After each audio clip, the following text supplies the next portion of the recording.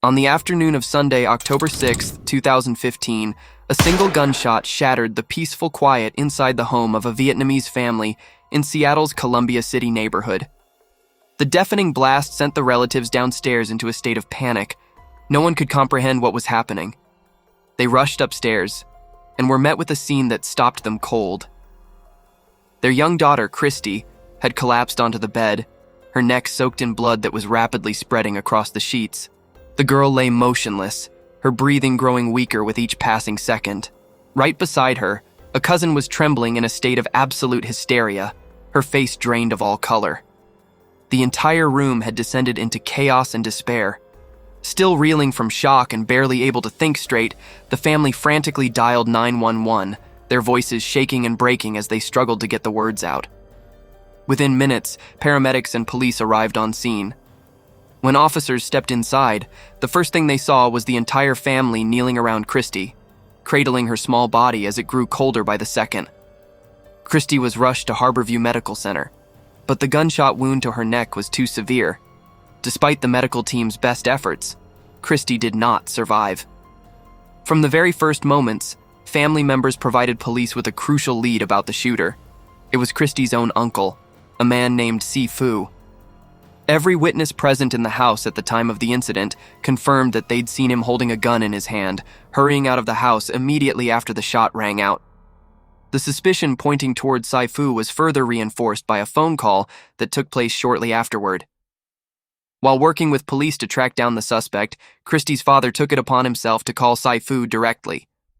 On the other end of the line, the suspect showed no sign of fear or denial. Instead, he casually let slip a chilling and defiant admission. "You know I shot your daughter, right?" Then immediately hung up. Those words cut like a knife, deepening the agony of a father who just lost his child, forcing him to confront the unbearable truth that his own brother-in-law had taken his daughter's life. The shock rippled far beyond the family and sent waves through Seattle's entire Vietnamese community, because the person behind this horrific tragedy wasn't some stranger off the street. It was the victim's own flesh and blood. The house was immediately sealed off in its entirety to support the investigation, while police urgently launched a citywide manhunt for the suspect. Inside Christy's bedroom, the crime scene revealed clear signs that a violent struggle had taken place before the gunshot was fired. The bedroom door had been kicked open from the outside, and behind it sat a heavy wooden dresser that had been pushed against the door from the inside to barricade it. These details showed that Christy and her cousin had fought desperately to keep the attacker out. The two girls had used everything they could find in the room to hold their ground, but their desperate efforts were ultimately no match for the assailant's brute force. Scattered across the bed were half-folded clothes, a small but heartbreaking detail, revealing that the two girls had been ambushed in the middle of a completely ordinary moment inside their own home. At the scene, police recovered a shell casing along with several other critical pieces of evidence, all pointing to the fact that the victim had been shot at extremely close range, so close that there was virtually no chance to dodge or defend herself. After gathering all available evidence from the scene, investigators began reconstructing a preliminary timeline of the crime. Christy had been shot once, a single round striking directly into her neck while she was on the bed. The bullet, fired at point-blank range, caused catastrophic damage, leaving the girl with virtually no chance of being saved in time. While the crime scene examination continued, detectives simultaneously began verifying the victim's identity and mapping out the relationship between her and the suspect, searching for critical clues about the motive behind the killing. According to information provided by the family, the victim was Christy Nguyen Phu, just 14 years old, a well-behaved and well-liked student at Chief Silth International High School. She was the only child in her family, and as such had always been showered with love, care, and high expectations from both her parents. Before this tragedy unfolded, the relationship between Christy and her uncle Phu appeared on the surface to be free of any serious conflict. Few people could have imagined something this horrific happening between an uncle and his niece. However, as family members began to share more details, certain pieces of information started to come to light. At the time, Phu had been unemployed for an extended period, had no income, and was in desperate need of money. He had approached, and even demanded, that Christy hand over a new pair of shoes so he could sell them for cash. But those shoes were no ordinary item to Christy. They were a meaningful gift bought by her own father, and so the girl flatly refused. That seemingly normal and entirely justified refusal became the seed of a simmering conflict between uncle and niece, one that quietly festered day by day, before ultimately erupting in a way no one could have ever predicted. Immediately upon taking the case, and armed with clear leads from witness testimony and the incriminating phone call confession, the Seattle Police Department issued a citywide manhunt for Phu. Detectives quickly began canvassing every address where he might be hiding, friends' homes, acquaintances' residences, and places he was known to frequent. At the same time, they conducted a detailed review of the call logs and text messages on both the suspects and the victims' phones, looking for additional evidence and insight into the motive. And what they found on Christy's phone left the investigators even more outraged. On the girl's device, police discovered a barrage of threatening messages sent by Phu himself, in which he used vicious, brazen language to threaten to take his niece's life if she didn't hand over the shoes. These messages weren't words spoken in a fleeting moment of anger. They were critically important evidence showing that the intent to kill had been harbored and openly threatened well in advance. This completely ruled out any possibility that the shooting was an accident caused by a misfired gun or a spontaneous act in a momentary loss of control. Everything had been premeditated, and Phu had carried out exactly what he'd threatened in those text messages.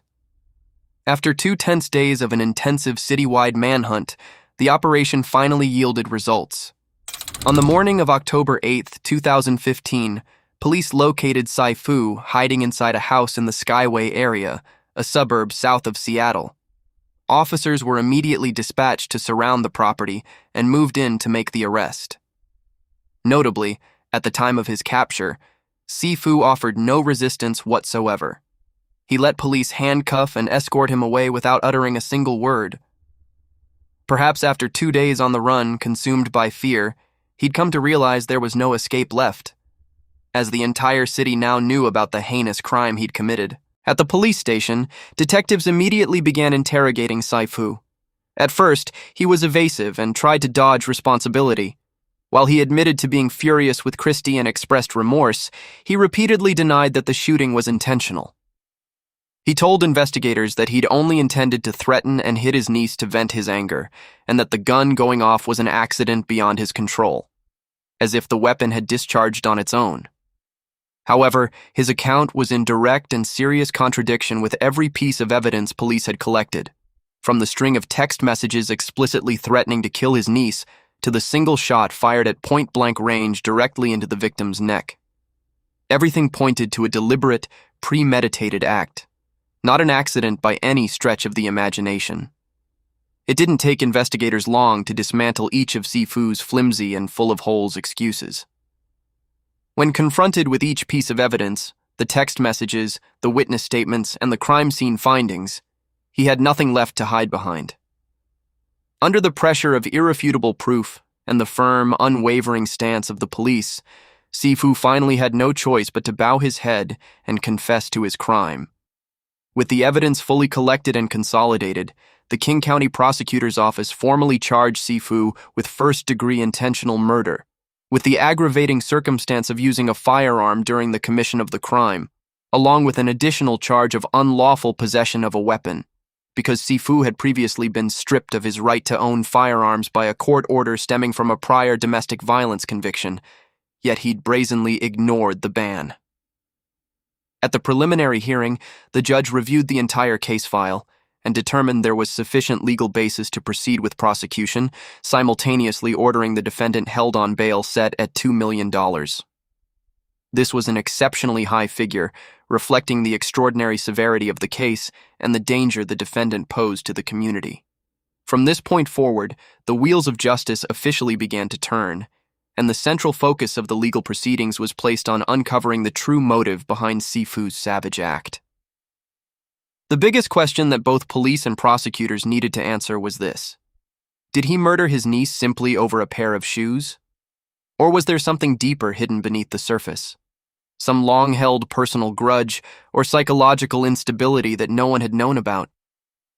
To answer that question, investigators and prosecutors worked tirelessly to gather every possible lead while meticulously preparing every detail for the upcoming trial. According to the published results of the investigation, Phu was only 24 years old at the time, a young man of Vietnamese descent, born and raised in Seattle. Before the crime took place, he had no permanent residence of his own and frequently stayed at the home of his older sister, Christy's mother. The family, bound by ties of blood, continued to open their doors to him despite the fact that Phu's circumstances were complicated and problematic. He had no stable employment, drifted from place to place relying on relatives for support, and had been in trouble with the law on multiple occasions for harassment and threatening behavior. Most notably, in May 2015, just about 5 months before the tragedy, Phu had been convicted in a domestic violence case. Specifically, he'd sent a series of text messages threatening to attack his ex-girlfriend and her child. The content was serious enough that the court issued an order stripping him of his right to possess firearms. That ban should have served as a barrier preventing him from accessing weapons and endangering those around him. However, Phu clearly had zero respect for the law and treated the court order as nothing more than a meaningless piece of paper. He still secretly managed to obtain and carry a weapon, even while living under the same roof as Christy's family. Those who knew Phu universally described him as a hot-tempered individual who liked to control others and was constantly bitter about money. Despite living off the generosity of his sister's family, he carried within him an inexplicable jealousy toward the very people who were sheltering him.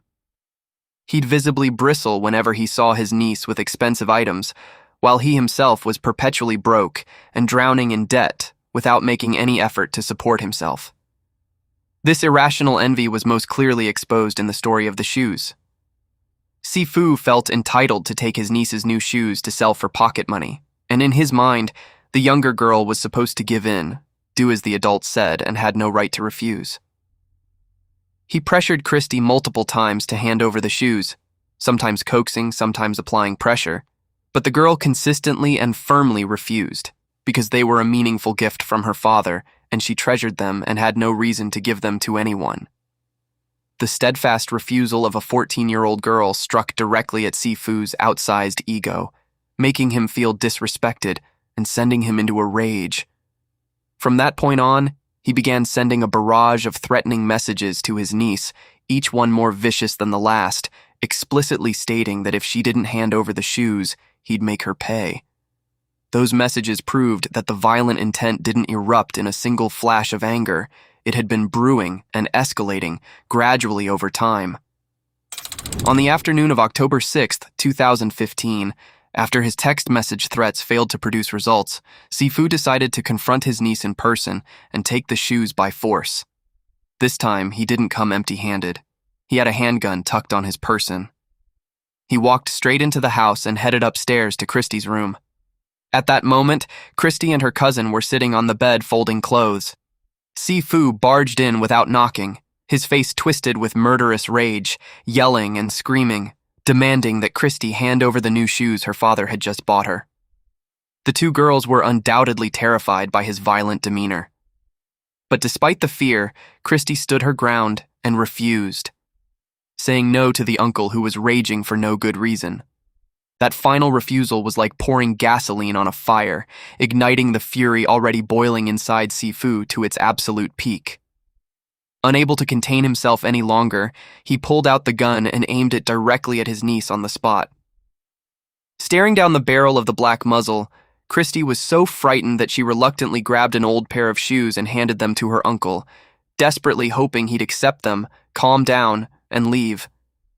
But when he picked them up and realized they weren't the new shoes he'd demanded, Phu didn't just stay angry. He flew into an even greater rage, his fury now completely beyond any semblance of control. In the face of danger, the two girls screamed in panic and ran together into the bedroom, frantically locking the door behind them.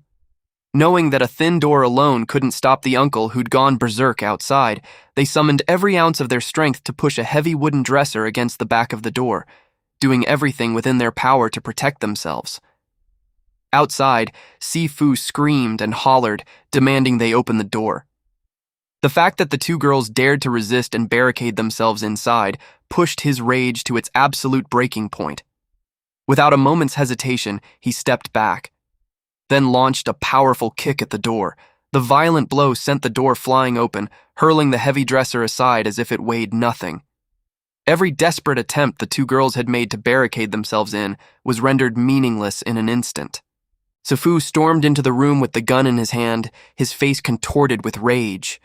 The two girls cowered on the bed, clutching each other in absolute terror as they faced an uncle who'd completely lost all reason. Sifu marched straight to the bed, pressed the muzzle of the gun against his niece's neck, and hissed venomous words. And then, a deafening gunshot exploded through the small room. The bullet struck Christy's neck at point-blank range, and she collapsed instantly on the spot, while her cousin screamed in horror at the nightmarish scene unfolding right before her eyes. After pulling the trigger, Sifu stood frozen for a few seconds, staring blankly at his niece lying motionless on the bed. Then, as if snapping out of a trance, he turned and bolted from the room, flew down the stairs, and quickly vanished from the scene. The entire sequence of events, from the moment he kicked the door in to the moment he fled, lasted only a few minutes. But the consequences it left behind were beyond anything in this world that could ever be undone. After leaving the house, Sifu immediately got into a vehicle and fled the scene. He drove straight to a house in the Skyway area, likely the home of a friend or some distant relative, and hid there for 2 straight days without daring to show his face. But while he cowered in hiding, the Seattle Police Department's dragnet was tightening by the hour. Information about the case and the suspect's description had been broadcast everywhere. Every road was under surveillance, leaving him no chance of slipping out of the city. On the morning of October 8th, after pinpointing his exact hiding location, officers raided the house and arrested Sifu before he had any chance to react or resist. When he was handcuffed and escorted to the station, Sifu looked visibly exhausted and haggard after 2 days on the run, his eyes vacant and hollow. Perhaps during those long hours in hiding, he too had slowly come to realize that the crime he committed could neither be concealed nor denied. And now he had to face the consequences of what he'd done. All because of a pair of shoes worth a couple $100, something anyone could walk into a store and buy. The killer blindly pulled a gun and murdered his own niece, a 14-year-old girl who was completely innocent and utterly defenseless. The case made anyone who heard about it shudder at his shocking level of callousness and cruelty. After the details were made public, many people couldn't help but wonder whether Sifu suffered from some serious mental illness, given that he was willing to snuff out a child's life simply because an unreasonable demand was denied. Or perhaps the reality was far simpler. Everything stemmed from bottomless greed combined with a violent, thuggish nature that had long been ingrained in who he was. Whatever the deeper reason behind his actions, the case laid bare a thoroughly warped character, a person willing to betray family bonds and trample every moral principle just to satisfy his own petty selfishness and greed. On August 1st, 2016, at the King County Superior Court, the case took an important turn when Sifu unexpectedly changed his plea and formally admitted his guilt. He acknowledged the full charge of first-degree murder with the aggravating circumstance of using a firearm, and accepted a proposed sentence within the range of 26 to 33 years in prison. The decision to plead guilty was made to avoid a lengthy trial that could have resulted in an even harsher sentence. According to legal observers, this was the result of Sifu and his defense attorney carefully weighing the situation and recognizing that given the mountain of damning evidence collected by police and prosecutors, from the threatening text messages, to the witness testimony, to the crime scene findings, continuing to deny the charges in court was essentially pointless. Instead, by proactively pleading guilty, he hoped to receive some degree of leniency from the court. The formal sentencing hearing was held on September 16, 2016, presided over by Judge John Chun. The courtroom that day was heavy and somber, the air seeming to stand still under the weight of the immense grief that the victim's family was bearing. When given the chance to address the court, Christy's father could not hold back his emotions. Through tears, he choked out the words that he had only one daughter. and now she was gone from this world forever. He shared that since the day he lost his child, he'd missed Christy every single second of every single day. That aching longing never faded. Instead, it only grew heavier, crushing him to the point where he could no longer work or carry on with daily life. His entire existence had been shattered since that fateful day. The raw, gut-wrenching words from a father who'd lost his only child plunged the entire courtroom into silence. Even people present who didn't know the family personally couldn't hold back their tears in the face of such unbearable grief. On the opposite side, Phu sat with his head bowed throughout the father's statement, his hands clasped tightly together, not daring to look up at anyone. When the judge allowed him to make a final statement before sentencing, he spoke in a choked voice, apologizing to the victim's family and admitting that what he'd done was entirely wrong and indefensible. He also said that he himself had now lost everything, his family, his relationships, everything, because of what had happened. But across the aisle, Christy's father simply sat there silently shaking his head as he listened to the belated apology. The pain of losing his child and the rage burning inside him were too immense, too deep, to allow for easy forgiveness of the man who'd heartlessly taken the life of his only daughter over a pair of shoes. After hearing statements from both the victim's family and the defendant, the judge remarked that this was a murder driven by a motive so senseless it was profoundly shocking. He expressed deep condolences to Christy's family, while also conveying his regret that no matter how severely the legal system punishes a criminal, it can never do enough to ease the pain or compensate for the loss that the family must endure. The court then accepted the plea agreement reached between both sides, and Phu was officially sentenced to 28 years in prison. This fell in the middle of the proposed range of 26 to 33 years, and as the judge explained, the sentence was the result of an agreement between the prosecution and the defense, taking into account the defendant's voluntary guilty plea and his expression of remorse before the court. Immediately after the sentence was handed down, Phu was escorted back to the correctional facility to begin a long stretch of paying for his crime behind bars. The trial was officially closed as a legal matter, but the aftermath of the case lingered long in the hearts of everyone who was present that day. Christy's family quietly carried her portrait out of the courthouse, their eyes filled with loss and exhaustion. Because for them, even though the killer had been sentenced to 28 years, even though justice had been served, the pain of losing their only daughter remained a void that no verdict or punishment in this world could ever fill. Christy would never come back. And that was the cruelest truth the family would have to live with for the rest of their lives. Many people who attended the hearing that day, including those with no personal connection to the family, could not hold back their tears before a family tragedy that was as heartbreaking as it was senseless. The case of Phu murdering his niece Christy stands as a painful wake-up call about domestic violence and blind greed, over nothing more than a new pair of shoes. A material possession so trivial that anyone could walk into a store and buy one. An uncle heartlessly pulled a gun and killed his own niece, completely destroying the happiness and future of an entire family. Greed clouded his judgment.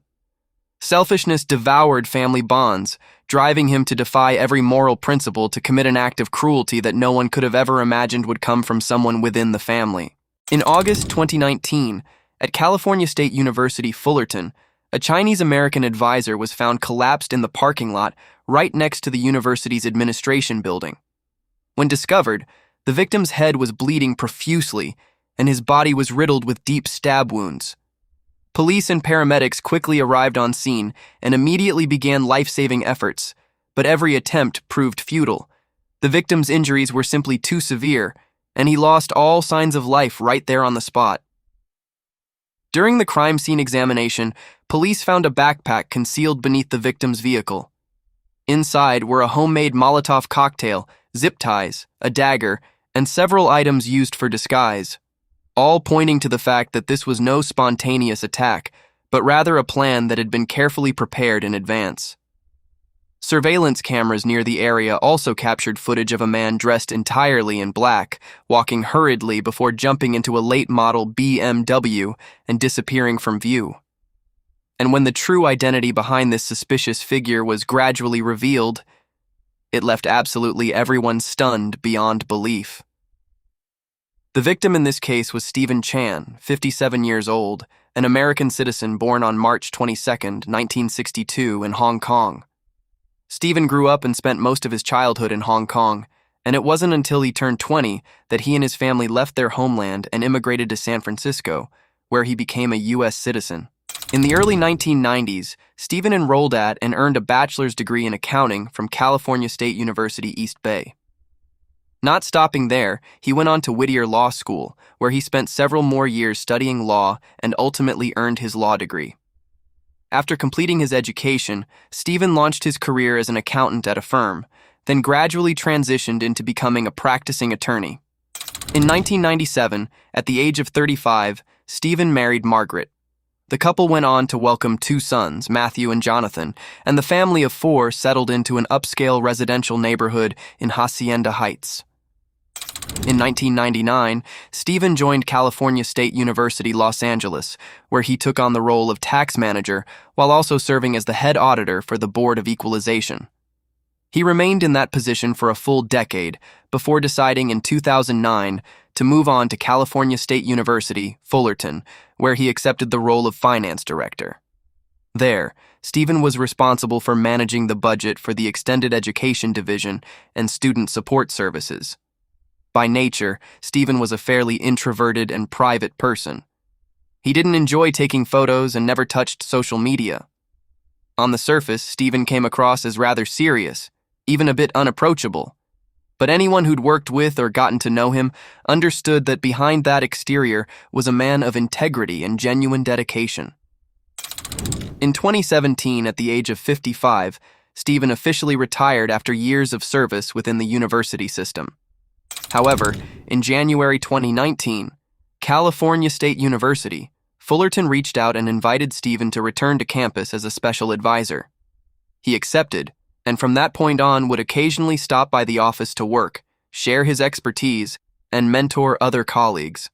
On the morning of August 19, 2019, at 8:27 a.m., a student at California State University, Fullerton was walking through the campus parking lot when he noticed something alarming.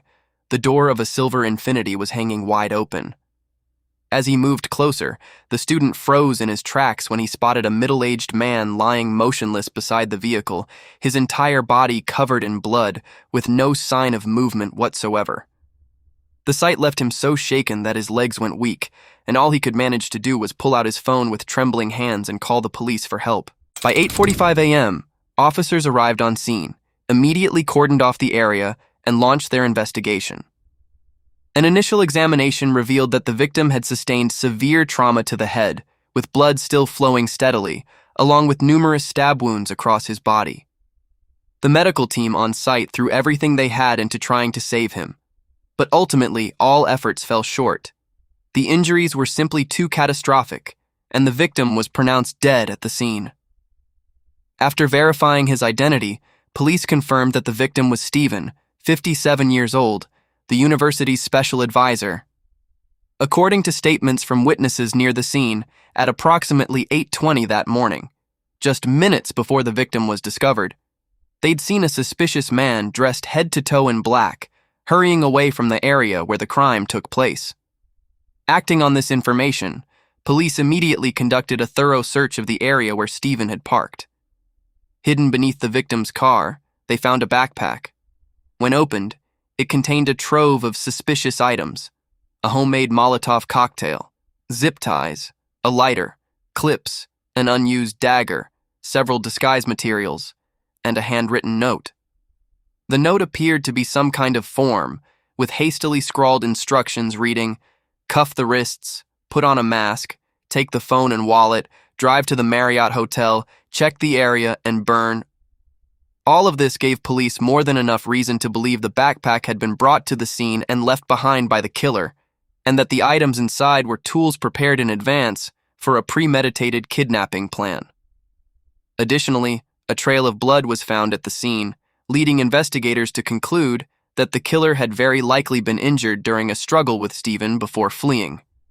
Parking lot surveillance footage showed that at 8:22 a.m., a male suspect wearing a black baseball cap, a black hooded sweatshirt, and dark pants appeared and quickly cut through the parking lot where the crime occurred, heading due north. Shortly after, the individual got into a late-model black BMW X6, notably without a front license plate, drove out onto Nutwood Avenue, then merged onto the 57 freeway and vanished completely from camera coverage.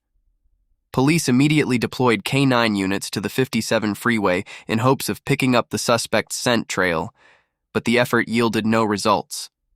After analyzing the full sequence of events along with the evidence collected at the scene, police concluded that this was clearly a targeted attack. The killer had singled out Stephen as his sole target, and this was by no means a random or impulsive act of violence. This meant there was very likely some pre-existing conflict or grudge between the killer and Stephen. And yet, when police interviewed Stephen's family, friends, and colleagues, every single one of them described him as an honest, friendly, and easygoing person who had never made an enemy in his life.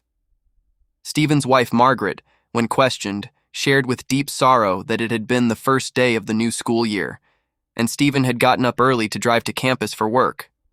No one could have imagined that the moment he set foot on campus, he'd be brutally murdered right in the parking lot.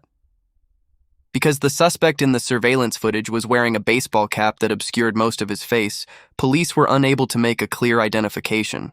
They could only provide a rough physical description and a preliminary assessment that the individual was an Asian male with black hair, estimated to be in his 20s. However, investigators also emphasized that they weren't ruling out the possibility that the suspect had used disguise materials to alter his true appearance. Nor were they ruling out the possibility that the individual was a staff member or student at the university. The forensic examiner's report released afterward further underscored the sheer brutality of the attack. Stephen had suffered a serious cranial hemorrhage from powerful blows to the head. Beyond that, his body bore a total of more than 30 stab wounds, each one cutting deep enough to reach the bone. A level of savagery that made clear the killer had no intention of stopping and was determined to end the victim's life at all costs. At this point, police still couldn't determine the killer's true motive, nor could they definitively confirm that the suspect seen in the surveillance footage was the person directly responsible for Stephen's death. In the aftermath, police made the decision not to lock down the entire campus, instead limiting evidence collection to the area immediately surrounding the crime scene in order to minimize panic and disruption for students on the first day of classes. Even so, news of the killing spread quickly, leaving many students feeling deeply unsettled and afraid. Some even refused to park inside the campus grounds anymore, choosing to leave their cars outside the university out of fear that they could become the next victim. In truth, this wasn't the first time California State University, Fullerton, had witnessed a serious act of violence on its campus. On July 12, 1976, a university administrator named Edward suddenly went on a shooting rampage in the library basement, wounding 9 people, 7 of whom later died. The horrifying incident became the largest mass attack in Orange County's history at the time. However, Edward was subsequently diagnosed with paranoid schizophrenia, and the judge and jury determined that he'd been in a state of severe mental disorder at the time of the attack. Rather than receiving a standard criminal sentence, Edward was ordered to be confined in a psychiatric facility for treatment until his mental state returned to normal. Then, on October 13, 1984, another tragedy struck when the university's physics professor, Cooperman, was shot and killed by a Vietnamese student right inside his office on campus. The student, however, claimed he'd only been playing around with the professor when the gun accidentally discharged, and the bullet struck the professor unintentionally. Ultimately, the student was convicted of involuntary manslaughter and sentenced to 3 years in prison. The attack on Stephen, then, marked the third fatal incident in the history of the university campus. On August 20, 2019, just 1 day after the crime, police officially released to the public a composite sketch of the suspect along with surveillance footage, calling on anyone who recognized the individual or possessed any information related to the case to come forward immediately. And just 2 days later, on the afternoon of August 22, 2019, at 1 p.m., police held a press conference in the university's parking lot to publicly announce a major development. they had arrested the killer responsible for the attack on Stephen. Specifically, on the evening of August 21st at 10:26 p.m., based on evidence recovered from the crime scene, officers had identified an address and descended on a home in Huntington Beach, where they arrested the suspect, 51-year-old Chuyen Vo, known as Chris. He was immediately booked into custody and held without bail. Through the course of the investigation, police confirmed that Chris was a financial advisor employed at California State University, Fullerton, and that he'd been a direct colleague of Stephen's. The handwritten note found in the backpack at the crime scene turned out to be a form from the university's finance department, and the handwriting on it was confirmed through analysis to belong to Chris. On the night Chris was arrested, his wife, children, and mother-in-law were all present at the home. Every one of them was completely blindsided, unable to fathom that the man they shared a roof with could have had anything to do with Stephen's gruesome death. It wasn't just the family. Neighbors in the area were equally shell-shocked when they learned the news. They revealed that Chris was not only a devoted family man, but also a deeply devout Christian, an image that stood in stark contrast to the portrait of the murderer police had just taken into custody. At the time, Chris was 51 years old, born on May 29, 1968, in a port city on the southern peninsula of Vietnam. When Chris was just 6 years old, he and his family left their homeland and immigrated to the United States, settling in the city of Lakewood, California, where he eventually became a U.S. citizen. In 1986, after graduating from Artesia High School, Chris continued his education at California State University, Long Beach, majoring in business administration. After 5 years of dedicated study, he earned his Master of Business Administration. Upon graduating, Chris launched his career in insurance sales, working tirelessly to build his professional life and earn his first real financial foothold. While building his career, Chris also started a family. He and his wife had a son and a daughter. The family of 4, along with Chris's mother-in-law, lived together in a home in Huntington Beach, enjoying what appeared to be a comfortable and affluent lifestyle. In 2008, Chris joined California State University, Fullerton, as a financial advisor in the education division, becoming Stephen's direct subordinate. Throughout his time at the university, Chris demonstrated outstanding job performance and was recognized multiple times by leadership with prestigious employee awards. Despite being known as a workaholic, Chris always made time to take his family on international vacations. His social media was filled almost entirely with happy photos of himself and his family on trips around the world. Though Chris appeared on the surface to be a well-off senior administrator without a care in the world, a deeper dive into his financial history revealed an entirely different picture. In 2009, Chris had fallen into severe financial hardship and was forced to file for bankruptcy. The bankruptcy record showed that in addition to the Huntington Beach home, Chris and his wife also owned a property in Las Vegas. Their combined assets totaled roughly $515,000, but their outstanding debts came to a staggering $1.1 million, double the value of their assets, and far beyond their ability to repay. The debts included mortgage loans on both properties, Chris's luxury car loan, and student loans for their 2 children. But what truly raised a red flag for investigators was the fact that in the preceding 2 years, Chris had inexplicably paid off every single dollar of that debt at a baffling speed, cleared the bankruptcy entirely, and even had enough money left over to buy a new luxury vehicle and additional real estate.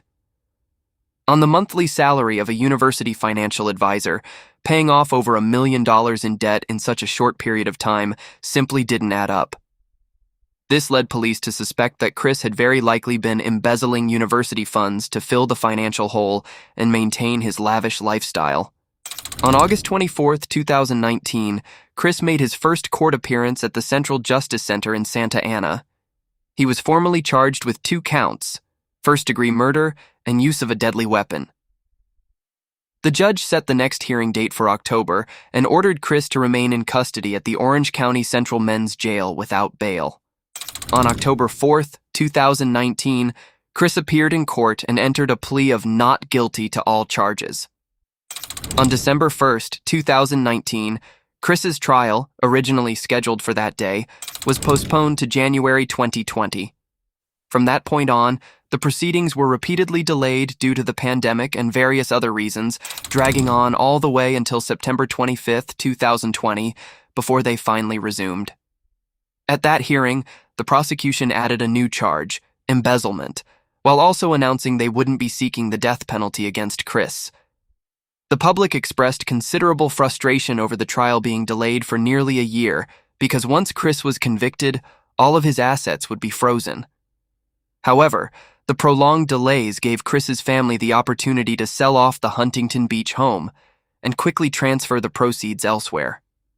On April 8, 2021, the prosecution submitted evidence to the judge demonstrating that during his employment at the university, Chris had abused his position to forge checks, embezzle university funds, and secretly funnel a total of $200,000 into 3 overseas bank accounts. The prosecution argued that Chris killed Stephen specifically to silence him and cover up the embezzlement before it could be exposed. However, Chris's defense team was quick to push back against the prosecution's evidence. The defense attorneys pointed out that at California State University, Fullerton, the check issuance process was highly regulated. Every check required a financial form and had to be authorized and approved by a finance manager before it could be processed.